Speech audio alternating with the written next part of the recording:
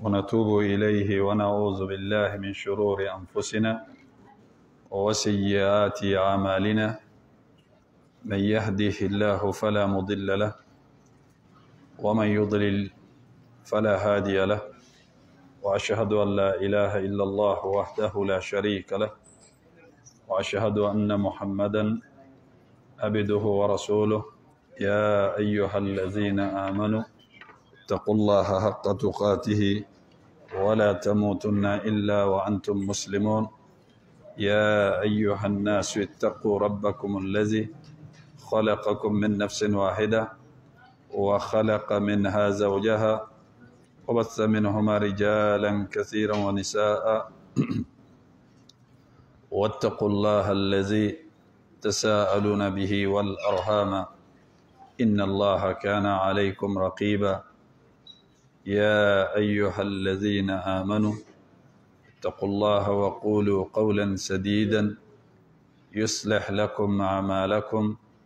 ويغفر لكم ذنوبكم، ومن يطع الله ورسوله فقد فاز فوزا عظيما. وأما بعد فإن أصدق الحديث كتاب الله، وخير الهدي هدي محمد صلى الله عليه وسلم، وشر الأمور محدثاتها، وكل محدثة بدعة، وكل بدعة ضلالة، وكل ضلالة في النار. وبعد،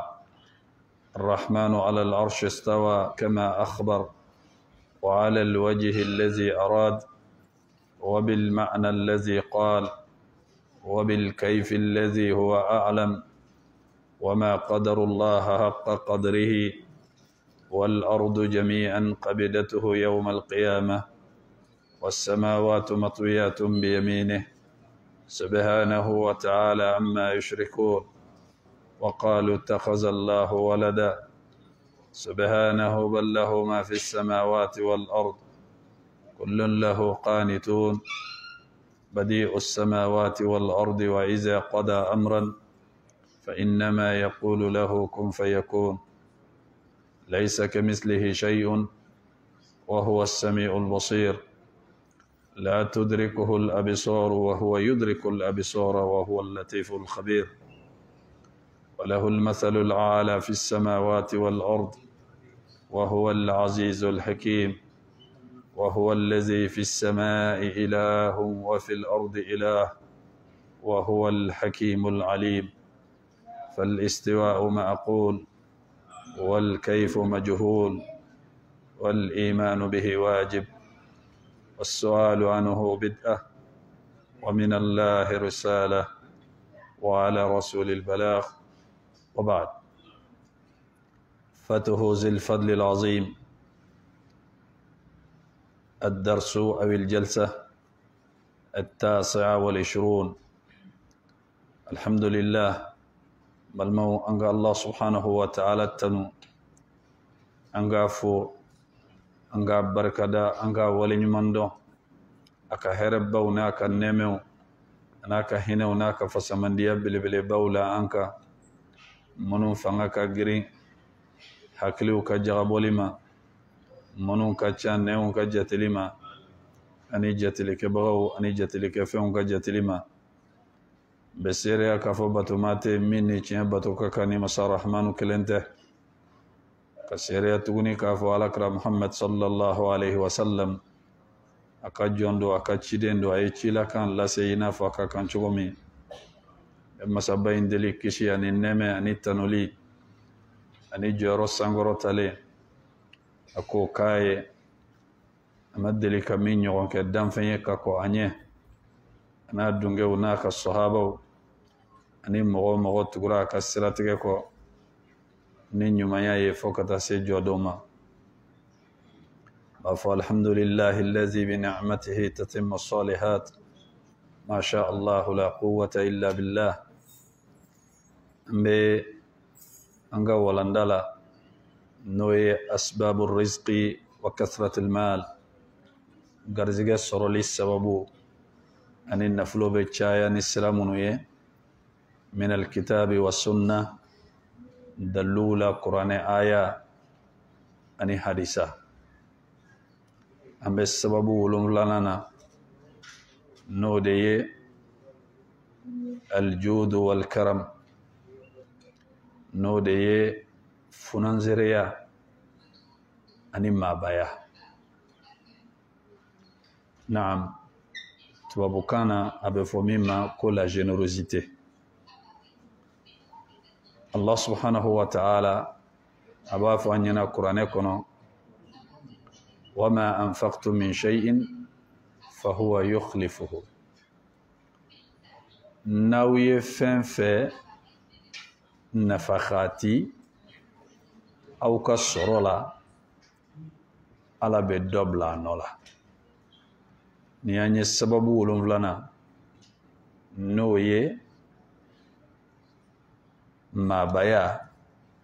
ani bamanankan na n'an b'a fɔ ko funansereya. Funansereya bamanankan tɛ dɛ, marakakan kopiyelen don. Marakakan kopiyelen don. Ni bamananw bɛ se k'a ɲini o bɛ se k'a ɲini, nka funansereya marakakan don. Fonnan cire o ye mɔgɔ min n'a bɛ ɲumanya kɛ. Nka sigi la i b'a sɔrɔ kuma caman bɛ yen o bɛ don kuma kɔnɔ, maa caman tɛ a kɔrɔ dɔn. An b'a fɔ ko tɛgɛlabila ni ɲumanya. Balimaw, nafolo in a ka di.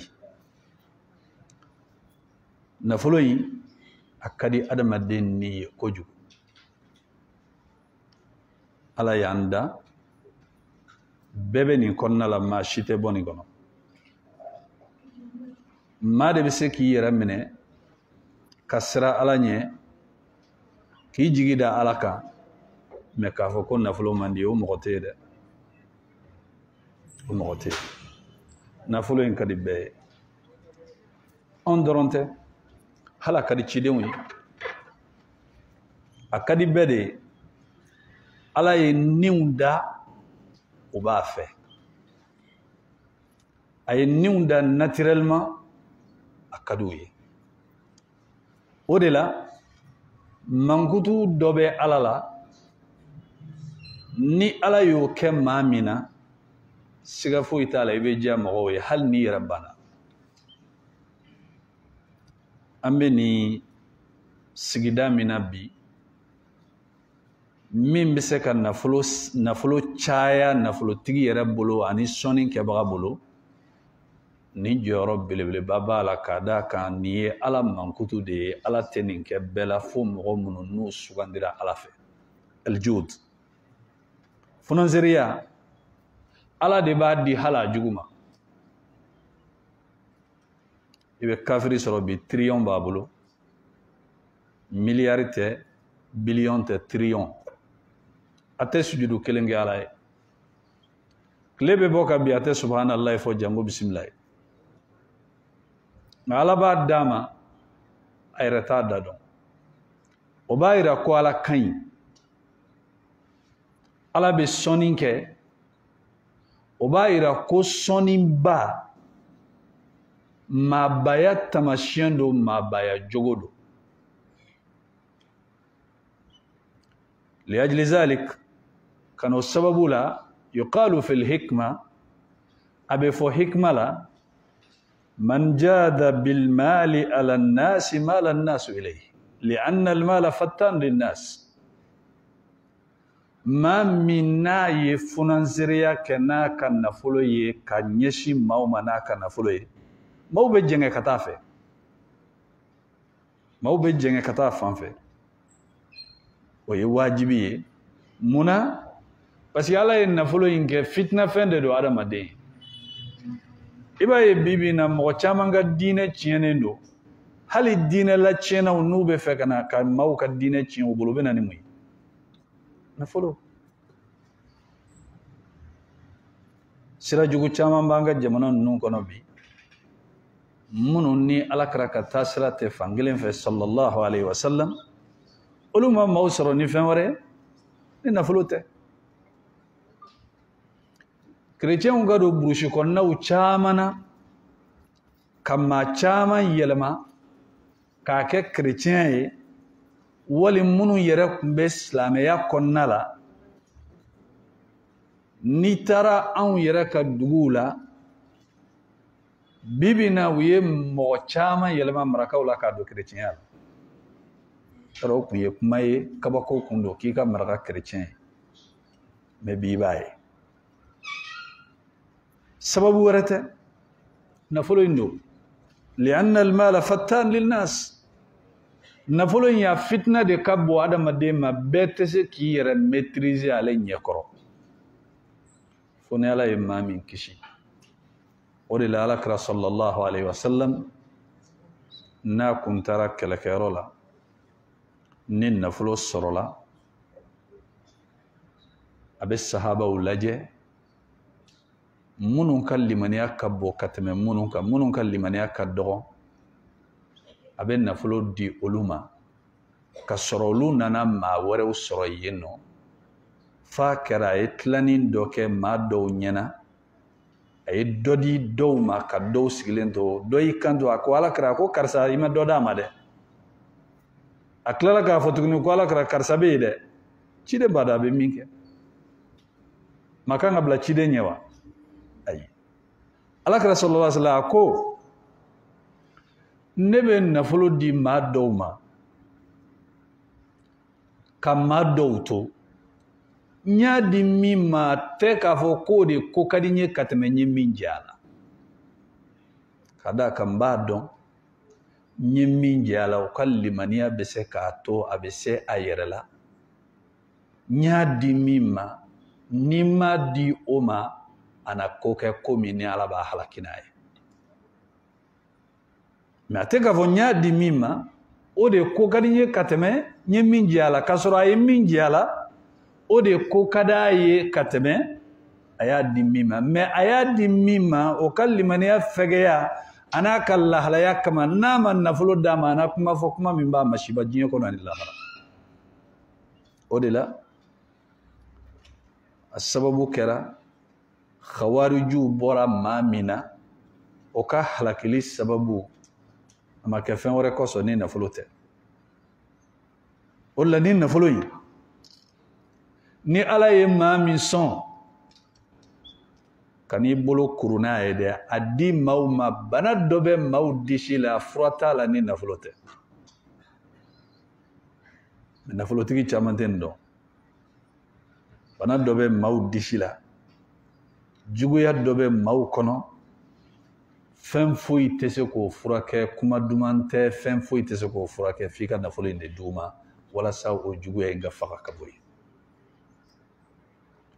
o la ni Ala ye nafolo di maa min ma i b'a kalama o i t'a kalama o dusukun ninnu ɲuman tɛ a bɛɛ kɔnɔ ka ɲɛsin ma dɛ ayi ɲuman t'a bɛɛ kɔnɔ ka si ma ɲɛ ninnu bi filɛ ni min ye ni Ala ka tanga tɛ a biɲɛ dɔw i bɛ sa a don bɛɛ Alakira sallallahu alaihi wa sallam a kɛlen ka sanu kuturuw sɔrɔ kɛlɛw la a ye tilanin kɛ a kɛlen ka tilanin kɛ tilanin cogo in maa dɔ bɛ yen a ma diya a ye a wulila jama kɔfɛ o y'a sɔrɔ Abdullahi ibn Mas'ud bɛ yen radiyallahu ta'ala anhu a ko wallahi n bɛ n kale Ala la Alakira ye tilali min kɛ bi nin tilali in tɛ Ala ka tilani a ma tile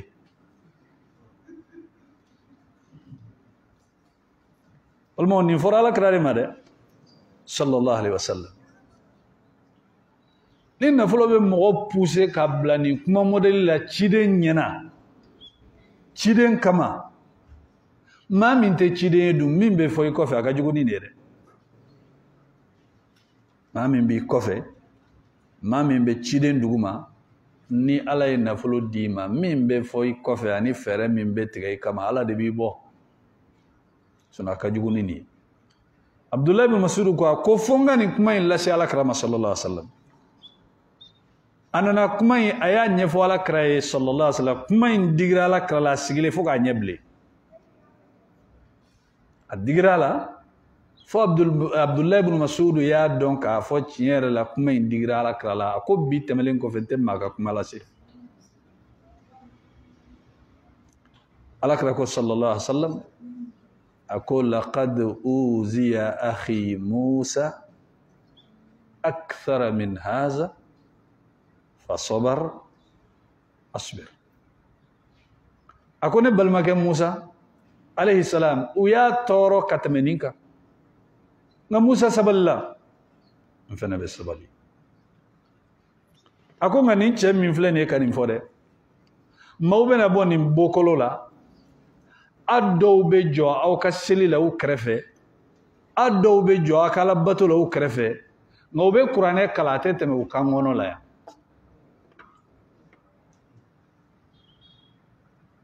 balimaw nafolo in a ka di adamadenw ye o de la bɛɛ tɛ se ka kɛ cɛ ye nafolo ɲɛna n'i bɛ fɛ ka mɔgɔ o mɔgɔ dɔn a tɛsite nafolo la n'i ye mɔgɔ o mɔgɔ tɛsite nafolo la n'o tigilamɔgɔ tora mɔgɔ ye o ye mɔgɔ de ye fo k'a sa e m'a ye bibi in na i bɛ da maa min na k'a ta k'a bila i ka bitigi la n'i yɛrɛ ma kɛ commissaire ni inspecteur ye i tɛna fɛn sɔrɔ yen i tɛna fɛn sɔrɔ yen i bɛ da maa min na ko diinɛmɔgɔ don k'a bila i ka baarakɛyɔrɔ la k'a k'i dɛmɛ aw ka baara kɛ a bɛ bere dɔ da i kun i b'i yɛrɛ ɲininka est ce que diinɛ wɛrɛ mɔgɔ de don wa wali n ka diinɛ kelen mɔgɔ de don a bɛ baara dɔw k'i la e bɛ e yɛrɛ ɲininka peut-être ale de ta ye nafolo in ye ni nafolo in danaya mɔgɔ bi ka dɔgɔ Khalil a ka dɔgɔ o de la cɛ dɔ y'i kanto ka Umaru ka sigida la u ye cɛ dɔ ka kuma fɔ radiyallahu ta'ala anhu a ko k'ale b'a dɔn Umaru ko k'i b'a dɔn a ko awɔ a ko aw delila ka tagama kɛ ɲɔgɔn fɛ wa voyage kɛ ɲɔgɔn fɛ a ko ayi a ko nafolo baara delila ka tɛmɛ i n'a ni ɲɔgɔn cɛ b'a ko ayi a ko i t'a dɔn ni ni mɔgɔ mɔgɔ voyagera ɲɔgɔn fɛ mɔgɔ qualité min don n'aw mɛnna voyage la i b'a dɔn voyage bɛ adamaden lahalaya bɛɛ bange ni ni mɔgɔ mɔgɔ ye baara kɛ ɲɔgɔn fɛ nafolo ko baara la ni maa ɲɛnama don ni danayama don i b'a dɔn ni danaya mɔgɔ yɛrɛ tɛ i b'a dɔn i b'i ka so di dɔ ma bi k'a k'a jɔ a bɛ so fila jɔ k'a to so kelen jɔli la wali i b'i ka du terrain kalifa dɔ la bi a b'a ɲagami ka fɔ papier d'i ma ka taa du feere mɔgɔ wɛrɛ tɛ nin kɛ dɛ n balimaw silamɛ o de la almalu haliwatun khadira diɲɛ in ani nafolo in alakira ko sallallahu alaihi wasallam a ko a kɛnɛ kɛnɛ don a ka di a kɛnɛ kɛnɛ don a ka di bon fɛn min bɛ maa ja maaw ye ni nafolo ni ala y'a di ma n'i tɛ fɛ a ka ban e k'i ta kɛ dili ye wallahi nafolo dili maaw ma fantan dɛsɛbagatɔw dɛmɛli la e bɛna duwawu dɔ sɔrɔ ni nin ye i ka miliyari tɛ se ka o mago ɲɛ i ye o de la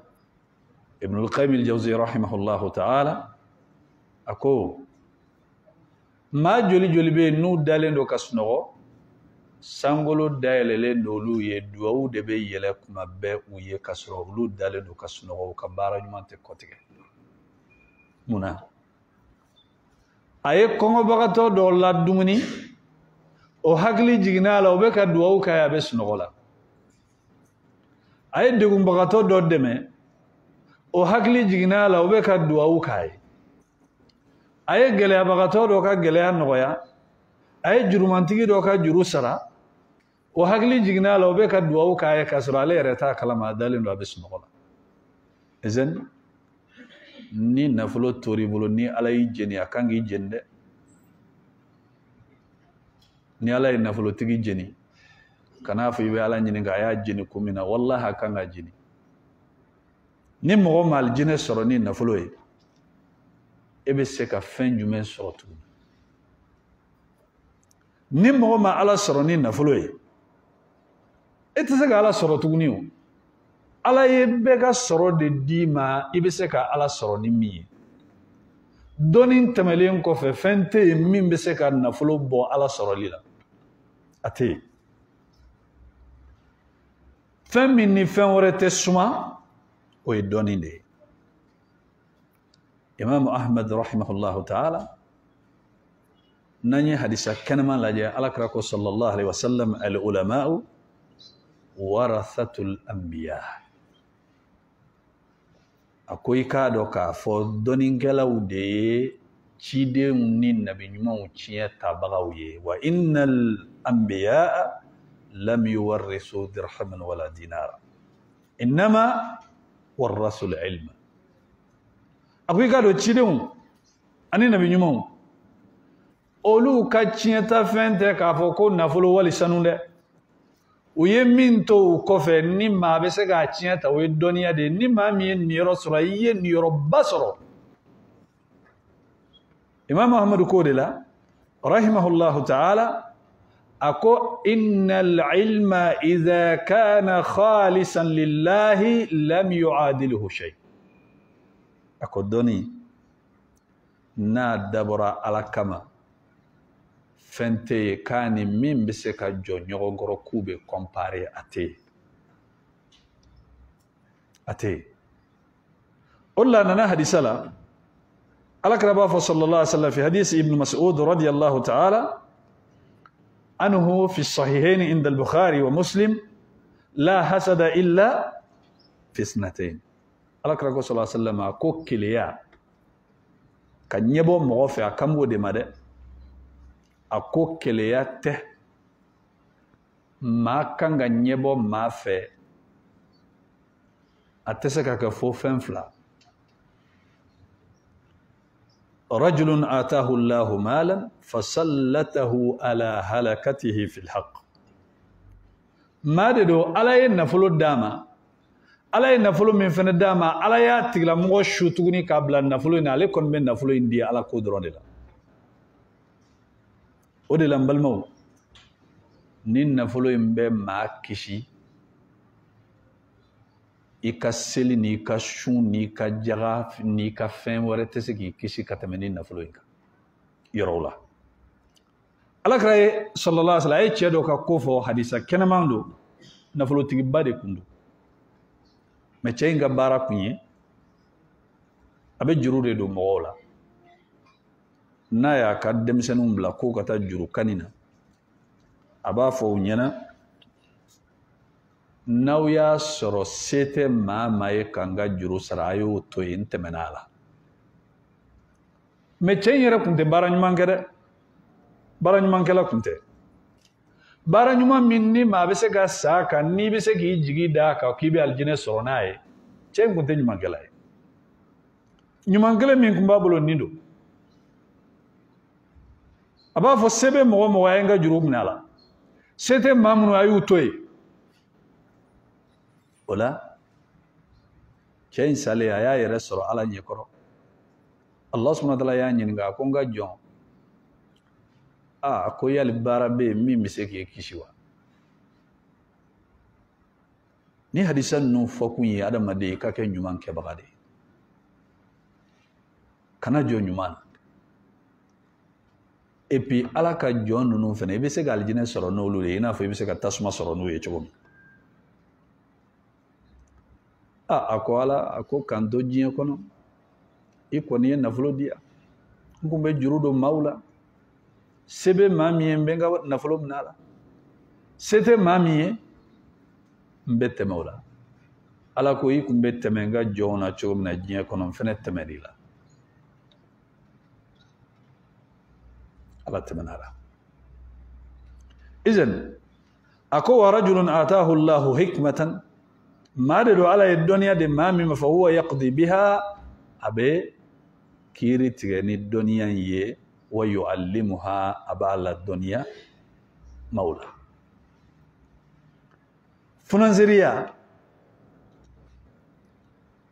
ɲumanya do a bɛ adamaden ka lebu caman datugu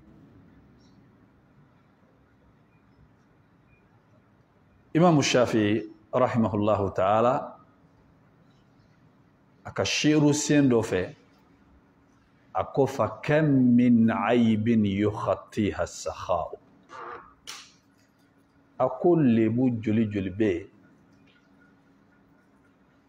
ni adamaden ka funansiriya n'a ka ɲumanya de bɛ o datugu al-Jawad والكريم محبوب عند الناس وقريب من الله وقريب من الناس ما نيوما ما فننزري أتلموني على كسراني ما كسروا كوكدي على كوكدي موي وكذلك البخيل مبغوض عند الله وبعيد عن الله ومبغوض عند الناس وبعيد عن الناس تكمنجله أكمندي عليه أني على كجا إبي أكمندي ماوي أني ماوي رفنا منسو هل نا وسر الدمود ملكه بدووك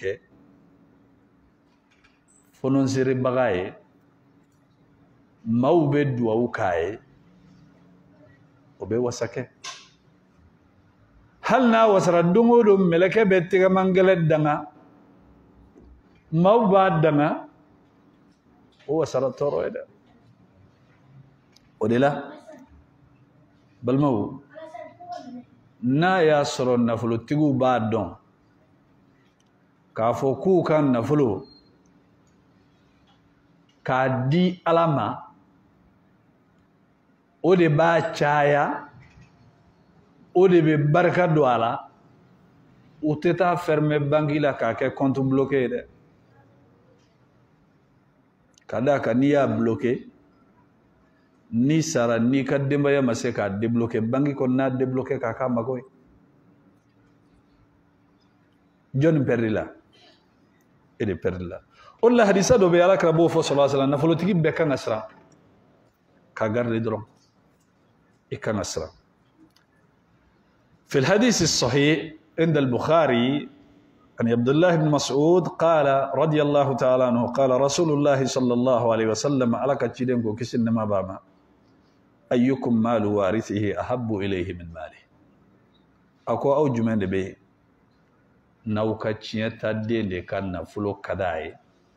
كتما يرى كان نفلو كا نيبين ينغا يبين مفو i yɛrɛ ta o de ka di ye ka tɛmɛ i ka tiɲɛtadenw ta tiɲɛtadenw ta ye jumɛn ye i bɛ sa ka min to o tɛ wa wallahi n balimaw ne ye kabako dɔw mɛn maaw salen kɔfɛ maa dɔw ye nafolo fara ɲɔgɔn kan hali u salen kɔfɛ balima dɔw ko ko ka sarakati bɔ a ye tiɲɛtadenw dɔw ko ko ayi a yɛrɛ ka nafolo a ye min ɲini k'a bila k'a fara ɲɔgɔn kan a salen kɔfɛ ko ka dɔ bɔ k'a kɛ sarakati a ye tiɲɛtaden dɔw ko ko ayi o ma sɔn dɛ bon n'a y'a sɔrɔ e ma dɔ kɛ i yɛrɛ ye bamanankan tɛ bɔfu safu e ye nkalon joli tigɛ ka ni nafolo in fara ɲɔgɔn kan e ye ŋanamu joli kɛ ka ni nafolo in fara ɲɔgɔn kan farilaseli joli tiɲɛna e bolo ala ko joli tiɲɛna e bolo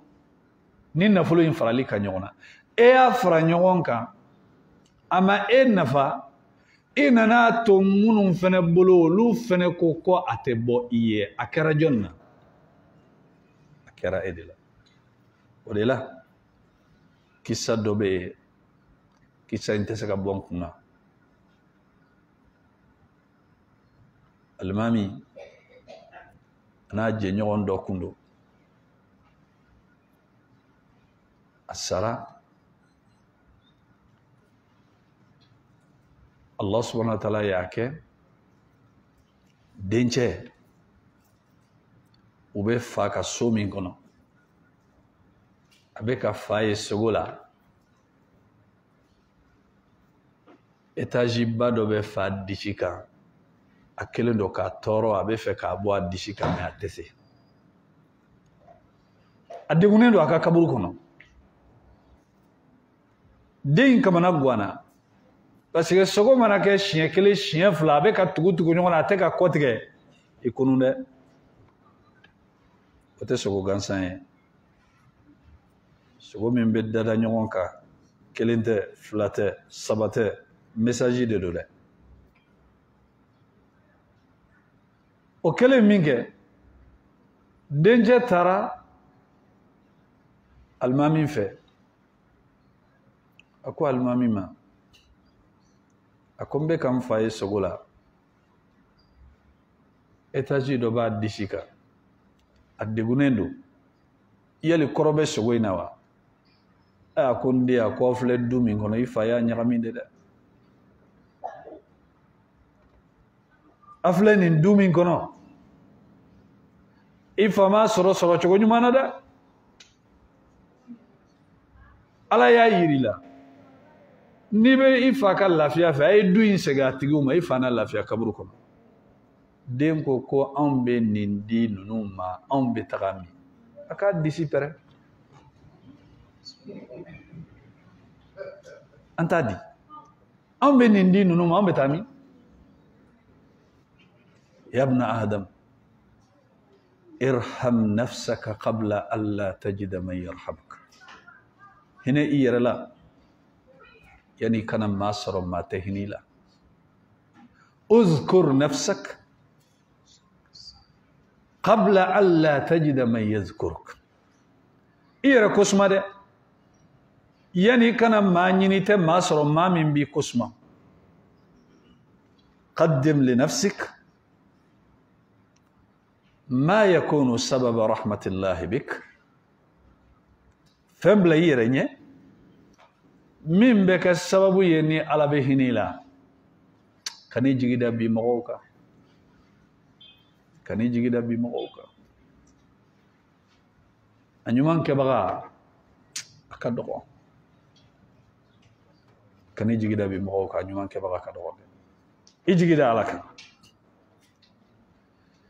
izan alakira ko sallallahu alaihi wasallam fa inna malahu ako i ka nafolo ye fɛn jumɛn ye ma qaddama i ye fɛn min bila i yɛrɛ ɲɛ o ye jumɛn ye i ye min kɛ ala kosɔn i ye min dun i ye min don fini na ninnu de y'i ta ye a ko wa ma la warithihi ma akhara a ko i ka tiɲɛtaden ka nafolo ye fɛn min ye o ye i ye min to i kɔfɛ o de y'i ka tiɲɛtaden taw ye balimaw an bɛɛ b'an yɛrɛ kalama bi minnu b'an bolo banki la ani minnu b'an bolo an ka kɛsiw kɔnɔ an ka sokɔnɔnaw la ani an bɛ ka minnu dun jumɛn ka d'an ye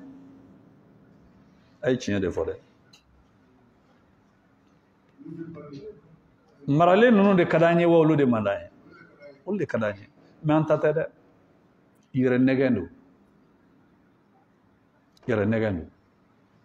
ka d'a kan i bɛ ka min mara n'i bɛ k'i bugu a kan ni bugu tun b'a to maa bolo turu tun tɛ se ma k'i ja a kan n'o de tun b'a to k'a tɛ taga e nana bila min nɔ la a tun tɛ se ma mais ka n'i yɛrɛ nɛgɛ n'i ye 200 kura ni 200 kɔrɔ bila i poche kɔnɔ n'i taara sanni kɛ i tɛ kura in di i bɛ kɔrɔlen in de di i bɛ kɔrɔlen in min di a dɔ la i b'o dumunifɛn dun i bɛ yɛlɛ i ka bolimafɛn kan yanni i ka se so i sara u ye kura in ta ka bɔ i poche kɔnɔ i bolo man yalala i yɛrɛ ma i ye kɔrɔlen dun i taara lahara balimaw an ka bi ɲɛnamaya in yɛrɛ nɛgɛn de ka ca a kɔnɔ alakira bɛ nin kuma minnu fɔ sallallahu alaihi wasallam kumaw tentɛ nafolotigiw a y'a ka nafolow don yɔrɔ dɔn ni nafolotigiw b'u ka nafolo don yɔrɔ dɔn wallahi i bɛ balo alijinɛ la yanni ka sa e yɛrɛ b'a dɔn ko tiɲɛ yɛrɛ la ko bi ka di ja tɛ dɔrɔn ko sogo kɔgɔma ni sogoroma ka t'i ja vakansiw la o dɔrɔn tɛ dɛ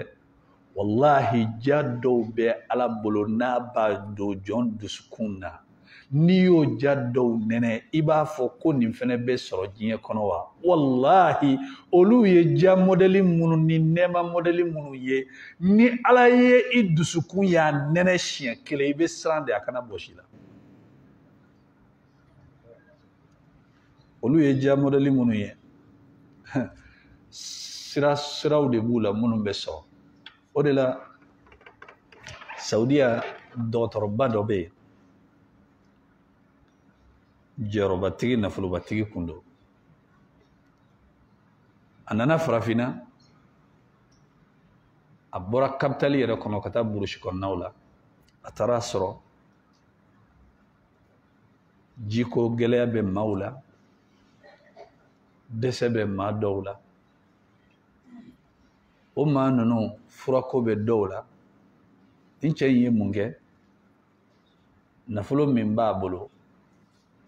n'a nana burusi kɔnɔna min na a bɛ ni jiko gɛlɛya b'olu la a bɛ kɔlɔn sen wala a bɛ foraji sen ka d'olu ma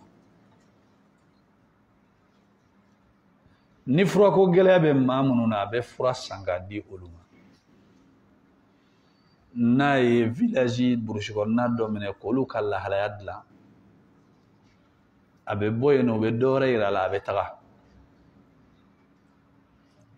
a laban na cɛ taara ka kasaw cɛ Saudiya a n'a muso kana n'a ye Saudiya ɲɛnama de wa wali yanta de olu bɛ so minnu kɔnɔ ji de da ka gɛlɛ ka tɛmɛ essence kan climatiseur tɛ faga su a tɛ faga tile olu bɛ mobili jɔ de a mɛnɛlen ka baro kɛ n'u tilala u bɛ don a kɔnɔ u bɛ taga bidon litiri tilancɛ riyal kelen mais essence litiri 3 riyal kelen wal gasoil i bɛ mobili fa hali tɛ se 2000 ma sefa ji min ta sɔngɔ ka gɛlɛ ka tɛmɛ gasoil ni essence kan mais a bɔra nin na ka na parce que a ye fɛn dɔ de ye a yɛrɛ bɛ maa minnu ni sababu minnu dɔn a b'a ɲini olu fɛ u k'a dɛmɛ a bɛ bɔ dugu dɔ kɔnɔ a bɛ taa dugu dɔ kɔnɔ don dɔ la a n'a muso sigilen k'u to lahalaya in na burusi kɔnɔna la muso nisɔndiyara kojugu a dusukun magayara a ye lafiya ni hakilisigi ni basigi modèle de sɔrɔ a ko a cɛ ma o a ko est-ce que an bɛ nin lahalaya min la diɲɛ kɔnɔ a ko est-ce que alijinɛ kɔnɔ nin fana bɛ yen wa a ko est-ce que nin bɛ sɔrɔ alijinɛ kɔnɔ wa parce que muso kamana guwana a t'a dɔn a bɛ min yɛrɛ fɔ tuguni alijinɛ ni diɲɛ tɛ da ɲɔgɔn kɔrɔ mais tellement u bɛ degunbagatɔw dɛmɛ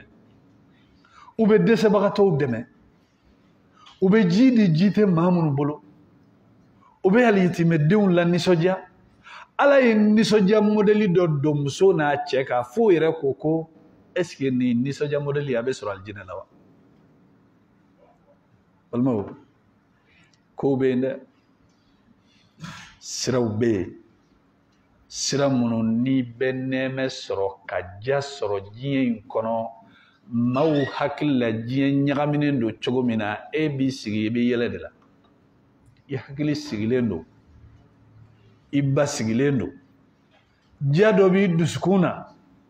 i tɛ siran yɛrɛ dɔn siran yɛrɛ ye fɛn min ye i tɛ kɔnɔnagan yɛrɛ dɔn kɔnɔnagan yɛrɛ ye fɛn min ye mun de b'o kɛ nafolotigiw a sababu bɛ aw bolo dɛ ni ala ye nafolo di maa min ma k'i minɛ lahara k'i bila tasuma kɔnɔ i kan ka jeni xaremu i kan ka jeni mun de la k'a da ka kisi sababu b'i bolo i ma sɔn kisi ma minnu bɛ taa don ala kotaw la ka taa ala kotaw dɛmɛ n'a ye dɔnkilidaw ani jogo tiɲɛsiraw ka taa don fɛnw na fɛn minnu n'olu man ɲi balimaw n'u b'a dɔn u t'a kɛ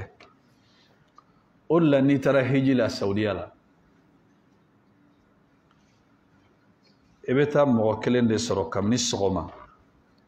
hiji kalo kelen dafalen wali a kalo 2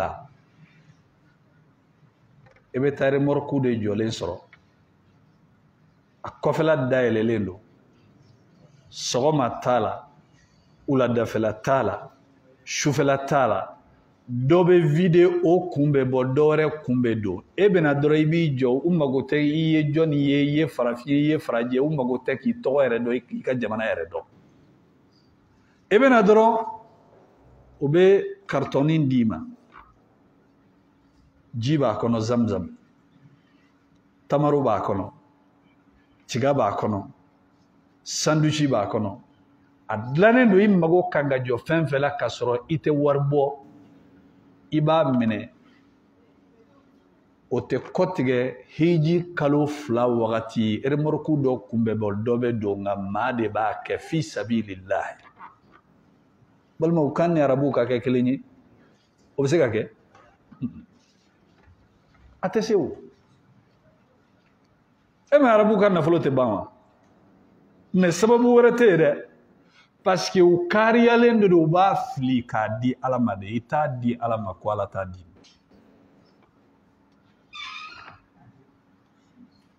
i bɛ taa remorque de jɔlen sɔrɔ sɔgɔma wula fɛ su fɛ dɔ kunkolo bɛ bɔ dɔ kunkolo bɛ don a tɛ kɔtigɛ e kɔni tɛ n'i jɔ a yɔrɔ la kɔni k'i b'a ye ko mobili in tɛ yan fo n'i bɔra yen awa i b'i sigi misiri kɔnɔ suntigɛ wagati bɛ se u bɛ mana bɔn n'u ye mana bɔ f'i ɲɛ da u bɛ tamaro bila a kan kafe filɛ nin ye nɔnɔ sogoroma ni sogorontan filɛ nin ye i bɛ tamaro dun fo k'i kɔnɔ kɛ gɛdɛgɛdɛ dɔrɔmɛ kelen tɛ ɲininka i fɛ a kana k'i kɔnɔ ko gouvernement don dɛ a bɛɛ ye ala ɲininaw de ye fi sabilillahi u bɛ baarakɛlaw de ta k'a bila a kama misiri kɔnɔna la u bɛ maaw servi ntɛnɛndonyaw ni alamisadonyaw fɛ sunkalo mana jɔ fo k'a ban u bɛ maaw servi n'i bɔra kɛnɛma i bɛ taa remorque jɔlen sɔrɔ a bɛ dumuni di aw ma fi sabilillah balimaw Allah subhanahu wa ta'ala b'a fɔ hadisul qudsi la Bukhari ni Muslimu bɛnna hadisa min kan أن النبي صلى الله عليه وسلم فيما رواه أبو هريرة أن رسول الله صلى الله عليه وسلم على كتشيدمكو كسين ما باي قال الله تعالى الله سبحانه وتعالى كو يا ابن آدم آدم دي أنفق يا ابن آدم آدم دي نفلو دي ينفق عليك أنف نبي صن نيالا دي كاكماي أبو an b'a di balimaw n'i y'a di ala ma ala b'a k'i ye an kana ala kɛra ka jɔyɔrɔ kabakomaba dɔ la sallallahu alaihi wa sallam wa an Jubayr ibn Mut'im radiyallahu ta'ala anhu sahabakɛ dɔ bɛ Jubayr ibn Mut'im a ko قال بينما هو يسير مع النبي صلى الله عليه وسلم مقفله من هنين ako k'u to tagama dɔ la u ni alakira bɛ ɲɔgɔn fɛ sallallahu alaihi wa sallam u segintɔla ka bɔ Hunayni kɛlɛkɛyɔrɔ la ayiwa fa'aliqahu al-a'rabu yas'alunahu burusi kɔnɔ arabuw sina ka na ka alakira lajɔ u bɛ k'a deli donc Hunayni kɛlɛ don ani nafolo nana wa nafolo mana nafolo sɔrɔla u y'a natɔla ye u profitera k'a lajɔ k'a deli u ye alakira deli sallallahu alaihi wa sallam hatta tarruhu ila samura f'u ye alakira minɛ k'a pousser fo ka taa koro yiri dɔ la fa khatifat ridahu fala kraka langana yere glona yiri la sa tellement ya delika a pousser fo ka ta ka langana glo yiri dola aywa fa waqafa an-nabiy sallallahu alaihi wasallam ala ka chiden jora faqal akuma atuni ridai ayenga langana dia ako falau kana li adadu hadhihi al-idahi na'ma anyabe ni tukorona minade ni kungonai na ya soro kuni nyogona here de bene muhammadu boloya la qasamtuhu bainakum ben kale ala lamba beklaw nyogonje ni ndronde torambolo ngalangana aya dia nini kungo nyogona here be mbolo ben kale mba beklaw nyogonje nde sigini fe ako thumma la tajiduni bakhilan o ko fe atena ne muhammadu sallallahu alaihi wasallam tega mangela wala kadhaban atena ne muhammadu sallallahu alaihi wasallam ngalon tigalaye wala jabbanan atena ne muhammadu sallallahu alaihi wasallam jitoy balmaw jado be sanina na tega mangela to don jado be na folo dilila ma min tadili ke bagay to do I pura kande wallahi ni mabla ajala ibabla goyala ibetare abache ibetakato ni tarakato kelebe wula nofe ni kele wulila nofe e afra nyogon ka chogomina kainsa mainsa o yika problem de ikungo bi yere bolo doke yere ibe soni munun kyala olu de bi nafa o soni fene laydu de do ala ko adibadi ni ya jetemne arabu fleni ala ko lo kariyalendo e pinolu ya dire halu tenyin galire ke misri joli ban fe abe fo arabu nyana dro jollo awbe mi fo ka fo devier ni bo di ka kla ka dore faraka wa utenyin galike na ya jaya duala utenyin galike muna parce que olu ya di ala de kama no lu ya di ala kama na ya jaya du ebse ka baraji minalawa itse ko minala na ya jaya ke nga jiye kono bibe jon soro ko na fulo ba ko gate marabuga me ate jiye kono ko mami ni ko kanata lahra ala ko la sisa ni arabu teti ate jiye kono ni ko fi sabilillahi hal arabu musuma be se ga mimbo anga chewte se ga arabu muso o kariyalendo ujaka farina fulokola kadi alama otu nyana foye mami mbadi alama ba soro de nga on ta di ango kanga soro otsega ke alaka famya dama subhanakallahumma bihamdika ashhadu an la ilaha illa anta astaghfiruka wa atubu ilaik wa sallallahu ala nabiyyina muhammadin wa ala alihi wa sahbihi wa sallam tasliman katsira wa akhiru dawana alhamdulillahi rabbil alamin